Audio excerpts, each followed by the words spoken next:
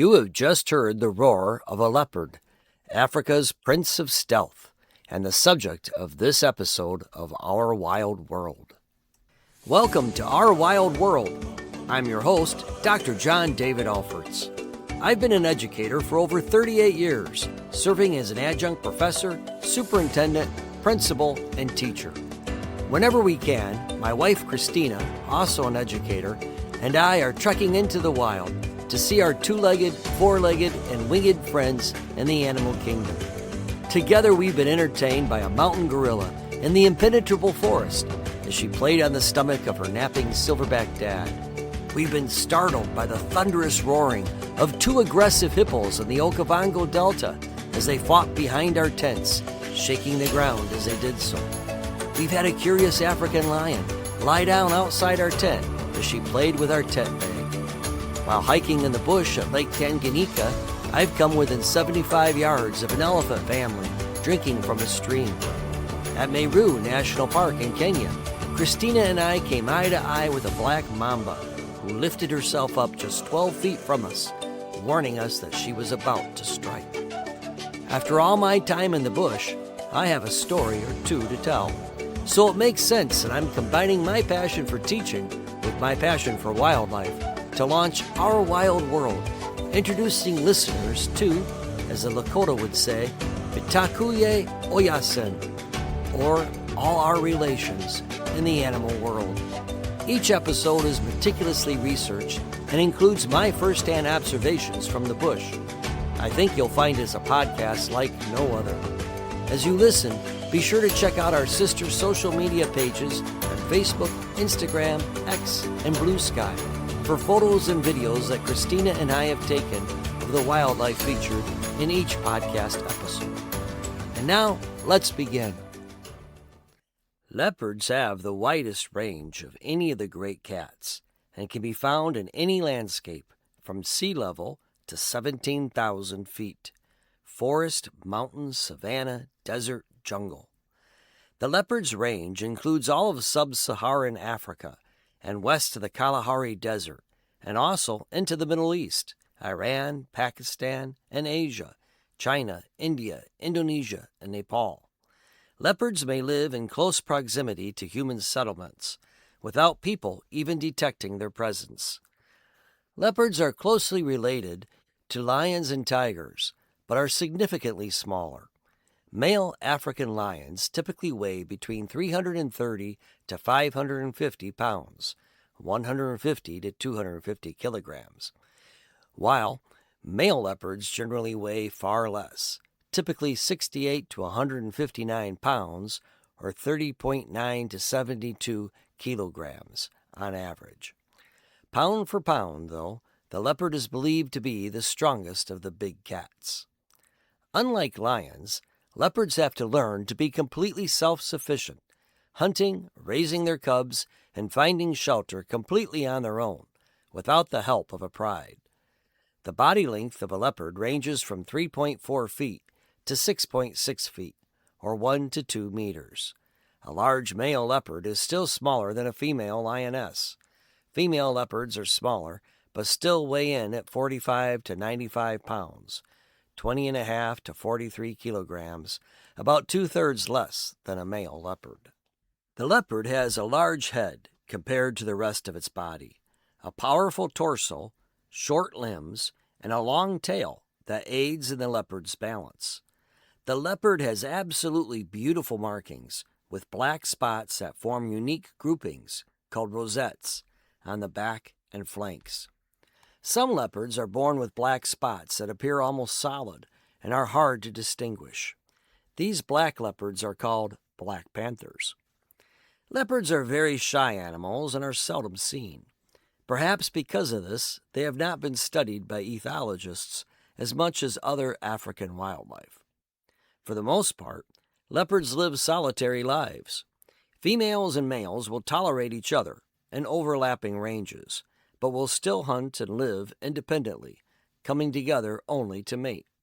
Although both male and female leopards mark their territory by spraying urine and by scratching trees, leopards seemingly tolerate each other's presence when their territories overlap. Famed ethologist George Schaller observed 3 females and 1 subadult male hunting along the same stretch of river, 3 miles long in the Serengeti. Although they did not pair up, they did tolerate each other's presence, and Schaller did not detect any evidence of fighting. Leopards are exceedingly hard to find on safari. Safari goers need to remember this and to taper their expectations. Going on a safari in one of Africa's majestic national parks is not like going to the zoo. There's no guarantee that you'll see anything. That's part of the excitement of the safari, the unexpected. On a small group safari in South Africa's Kruger National Park, a rather pompous woman from the United States managed to annoy everyone, especially the guide, by repeatedly demanding, "Told you, I want to see a leopard. Where are the leopards?" "We found a pride of lions with small cubs alongside a small lake." Still, she wasn't satisfied. "Lions are good," she declared, "but I want to see leopards." "We saw a large herd of elephants." She demanded to move on. They weren't leopards. We tried to tell her that when you love nature, you are happy to see everything on safari. I told her that it wasn't until my 3rd trip to Africa that I actually saw a leopard on safari. It's a very rare sighting. I explained to no avail. "Well, I won't be happy until I see a leopard. I paid for a safari to see a leopard. I must see a leopard today," she declared. Our poor guide was beside himself. No matter what animals we found, the spoiled American woman wasn't happy.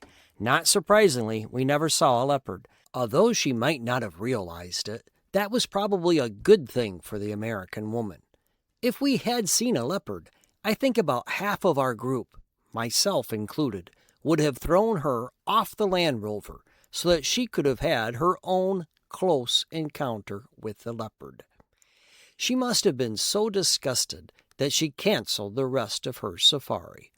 We didn't see her again, thankfully. As I mentioned to the American woman, it wasn't until my 3rd safari in the Masai Mara that I saw my first leopard. Our expert guide, Daniel Kiato from Game Trackers Ltd., a trusted local safari operator we booked several trips with from Nairobi, Kenya, was bound and determined to find a leopard for us, since we had never seen one before. Daniel worked very hard searching for one as we crossed up and down the riverbanks of the Masai Mara.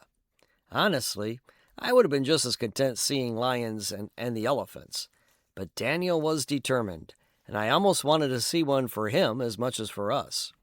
Well, his efforts proved successful. We had an incredible leopard sighting all to ourselves. The leopard was on the riverbanks, resting in the grass. After a while, the leopard got up and walked along the bank. Daniel had found us a leopard. Because they are smaller than lions, and they don't live in a pack, leopards have to guard their kills against both lions and hyenas. Adept at climbing trees, leopards will generally drag their kills up to a high branch where it will be safe from other predators like lions and hyenas.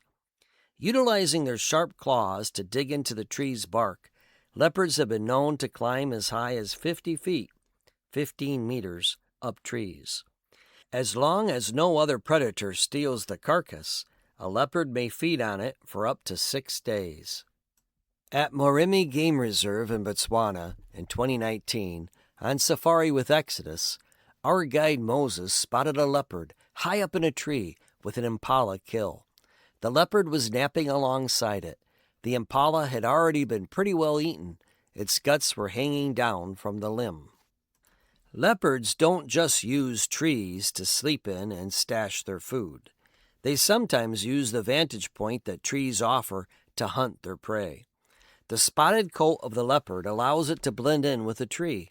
A leopard can use its vantage point to spot Thompson's gazelle, impala, or warthogs, and then pounce on their unsuspecting prey. Height gives predators an advantage when looking for prey, and it doesn't have to be trees.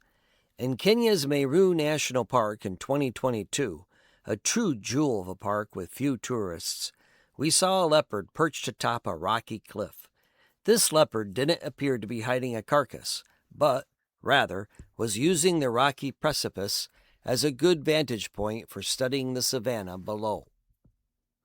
We again got lucky at Lake Burrell National Park in Uganda, our last stop before we returned home in 2022. Lake Burrell is Uganda's smallest savanna national park. With Lake Burrell bordering its rolling green hills, it really is gorgeous. The park is home to giraffe, zebra, buffalo, eland, impala, warthogs, baboons, waterbuck, leopards, vervet monkeys, and hyenas. On our game drive, we saw a van and a woman pointing excitedly. "There's a leopard over there," she said. The leopard was behind a large bush and was a bit hard to see. Patience is a virtue much needed on safari. We waited and, to our excitement, realized there wasn't just one leopard, but two. Leopards live and hunt alone and associate with other adults only long enough to mate. And that's exactly what these two leopards were up to. And they were polite about it as well, concealing their lovemaking behind the bushes. Leopards mate as often as lions during the female's 4 to 5 day estrus period. Leopard couples will stay together for 1 to 4 days, having sex every 15 to 20 minutes, up to 100 times per day. It's a good thing leopards don't smoke a cigarette after intercourse.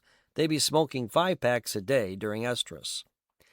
For leopards, it's the quantity, not the quality. Each session lasts only a few seconds. When having intercourse, leopards are more vocal than lions, with both partners growling and snarling a lot. The male has a barbed penis, which serves to stimulate the female's ovulation, but causes pain as well as pleasure. At Lake Burrell, once the leopard's lovemaking was finished, the male left. But the female remained, lying on the tall grass, likely waiting for another round of sex. Just then, a troop of baboons, unaware of the leopard's presence, began walking in formation directly to where she was hidden. The baboons were impervious to her presence. None of us were too sure we wanted to see the leopard catch a baboon. The leopard was well aware of the troop's presence and stood at attention, still behind the bush. Several members of the troop came perilously close to her. Perhaps she was worn out from mating, or maybe her belly was still full, but ultimately the leopard decided against taking on the troop. I, for one, was glad for that. The next morning we drove through the park one last time on our way to Entebbe, and a leopard, undoubtedly one of the two that we had seen the day before, ran out right in front of our Land Rover. Chris saw him, as did our guide, but somehow I missed him. Fortunately, the leopard gave us another chance as he lied down alongside the bush not far from us, and we all got a good look at him. It was a very nice goodbye present. Leopards are nocturnal and do most of their hunting at night. During the day, leopards spend a great deal of time resting. Their favorite places to take a nap are high up on the branches of trees, or on rocky kopjes, or even under bushes and fallen trees. Of all the big cats, leopards have the most diverse diets. One study at Tsavo National Park in Kenya found that leopard diets consisted of 35% rodents, 27% birds, 27% small antelope, 12% large antelope, and 10% hares. Another study at Matobo National Park in Zimbabwe found that hyraxes, hares, and klipspringers made up more than 50% of leopard kills. Leopard diets seem to vary significantly from one area to the next, and may be based in part on what the leopard cub learned from its mother, as well as the prey that is abundant in its habitat. Leopards need to have a diverse diet since they aren't particularly successful hunters. Ethologists have found their success rates to be as low as 16%. On average, 1 in every 2.7 hunts leads to a kill, with an overall success rate of 38% for all hunts. When preparing to hunt, leopards are keenly aware of the advantages of smell. They know how to stay downwind of their prey and will sometimes roll in the dung of their prey to disguise their smell when hunting. Leopards are visual, patient hunters. They have earned their reputation as silent stalkers due to their soft, cushioned paw pads, which enable them to sneak within pouncing distance of prey without making a sound. Leopards may spend several hours slowly inching towards their prey. Leopards prefer to get within 5 yards or 4.5 meters before pouncing on their prey, taking it by surprise. However, a leopard can jump up to 20 feet or 6 meters horizontally in a single bound and leap roughly 10 feet or 3 meters vertically to catch birds or monkeys. They can chase prey at speeds of up to 37 miles per an hour or 60 kilometers per an hour. Leopards have 2 primary methods of killing prey. For larger prey, they asphyxiate by biting the throat, while for smaller prey, they crush the back of the neck or skull. Extremely strong, leopards can take down a 300-pound, 136-kilogram topee and carry a 150-pound, 68-kilogram impala 40 feet up a tree. Surprisingly, leopards occasionally hunt in the water. Unlike most cats, they are good swimmers, and they enjoy being in the water. They will sometimes catch fish and crabs to eat in the water. Because they primarily hunt at night, few safari goers are lucky enough to observe a leopard making a kill. At Masai Mara in 2024, we saw a leopard, oddly enough sitting in the shade in front of a Land Rover. He seemed to be contemplating going after some Thompson's gazelles who were far too close to him for their own good. But this was an example of tourists getting in the way and behaving badly. In no time, Land Rovers descended on the poor leopard, surrounding him and cutting him off from his prey. He left the scene as soon as he could, and we did as well. All of us were rather disgusted at the behavior of the tourists and their guides. Although they are incredible parks, Masai Mara and the Ngorongoro crater seem to get the most crowded of any of the East African parks. Although they are great to see, it is also nice to visit places like Meru National Park and Mukamazi National Park, where you hardly see another tourist all day and have the park all to yourself. For most of their lives, leopards live a solitary existence. Motherhood is an exception. Females begin breeding at the age of 2. Pregnancy lasts for 90 to 100 days. Females generally give birth to 1 to 3 cubs at a time, and may do so at any time of the year. Most often, a leopard will be seen with just 1 cub. Cubs are tiny at birth, weighing just 14 to 21 ounces, or 400 to 600 grams. They are also blind for the first 6 to 10 days. The cubs are born with a grayish color, their spots barely noticeable. Fathers offer no parental support at all in raising the cubs, leaving it entirely to their mothers. Like cheetahs, leopard moms move their cubs repeatedly during the first 6 weeks from one location to another to keep them safe from other predators, sometimes as far as 1 mile away. Despite being solitary animals, female leopards make excellent, dutiful mothers. They spend 55 to 66% of their time with their cubs during their first few months. Mothers frequently groom their cubs, rubbing their faces and even their whole bodies against them. Mothers have to leave their cubs alone when they go off to hunt. Cubs begin eating some meat after their hiding period at 2 months of age, but are not weaned until 4 months of age. They remain dependent on their mothers for most of their first year of life. Like cheetah cubs, leopard cubs quickly learn that their mother's tail makes an excellent guide to follow through the tall grasses of the savanna. After about 2 years, the cubs will leave their mother, and she will again look for a partner to breed with. Ethologists have observed newly independent cubs occasionally reuniting with their mothers to hunt together. Like cheetah cubs, leopards have a very high mortality rate. only 37% survive to adulthood. For such shy animals, leopards seem to have a lot to say. Leopards roar similar to lions to advertise both their presence and their territorial status. Leopards will also sometimes make a call that has been described as sounding like a raspy cough or sawing wood every 6 minutes or so at dusk or dawn to advertise their presence. The roaring can be heard nearly 2 miles away. As apex predators, leopards play a vital role in maintaining healthy ecosystems. Maintaining ecosystem health by controlling prey populations like baboons and hares, preventing overgrazing, and preserving biodiversity across Africa and Asia. As a keystone species, they balance food webs, support vegetation growth, and indicate habitat health. Protecting leopards not only preserves biodiversity, but also keeps entire ecosystems functioning properly. Biologists have warned that we are in the midst of the sixth great extinction, when animal species are vanishing at a rate faster than ever before, with this extinction entirely caused by human activity, climate change, habitat loss, and overhunting. Sadly, leopards are no exception.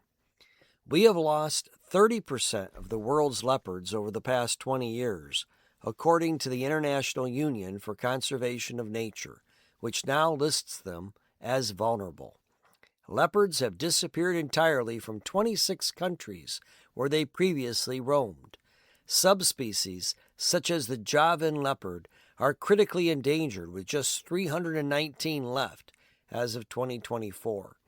Fewer than 100 Amur leopards remain in the snowy forests of Russia and China. The plight of the Arabian leopard, the smallest subspecies, is even worse, with just 70 to 84 mature cats left.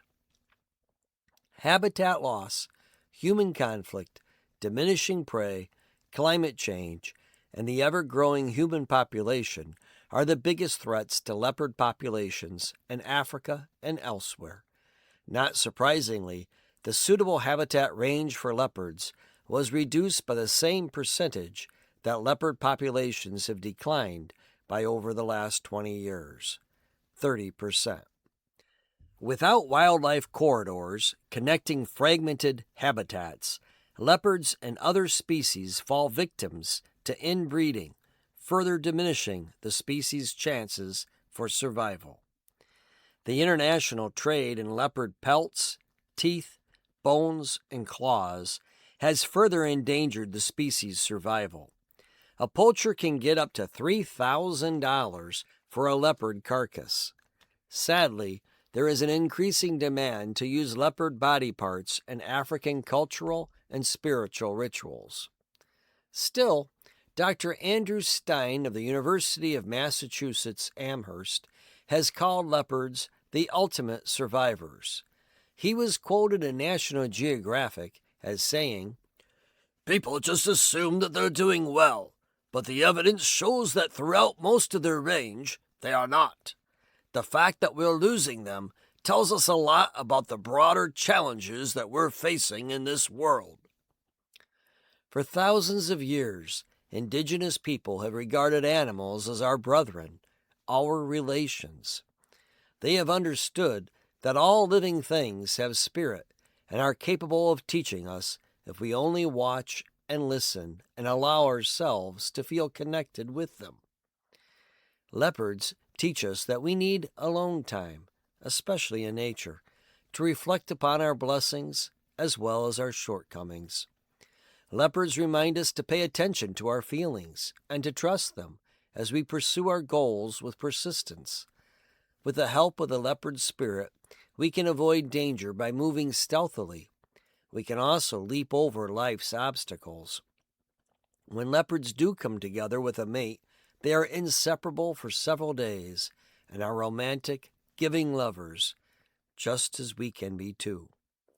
If you would like to ensure that future generations may marvel at the Prince of Stealth, and you are able, please consider donating to the Claws Conservancy, started by Dr. Andrew Stein, to protect lions and leopards and reduce conflict between people and predators.